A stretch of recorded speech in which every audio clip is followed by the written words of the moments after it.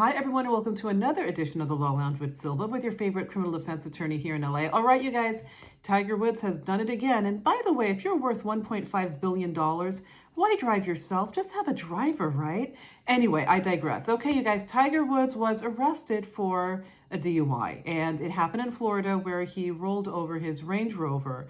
Now, what's interesting though is Tiger Woods might actually have a really strong defense in this case.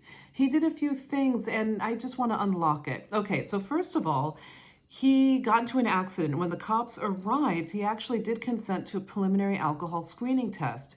Mind you, that is a field alcohol test. And what's interesting about it, you blow into this instrument, but it is voluntary. You don't have to do it. Well, it looks like Tiger Woods was not drinking an alcoholic beverage, so he zeroed out the results. When the officers, though, did the field sobriety test, they said that he failed. Now, for everyone out there, field sobriety tests, they're voluntary too. Those are the things like the touch your nose test, walk in a straight line, lift up your leg, count backwards. But they're subjective, and if the cop believes that you're under the influence, even if you do terrific on the field sobriety test, they're going to say that you failed them. Well, Tiger Woods did something else that was actually, it's going to turn out to be very good for him. He said no to any kind of urinalysis. Now, the officers believe that he was under the influence not of alcohol, but of drugs, whether illicit drugs or prescription drugs.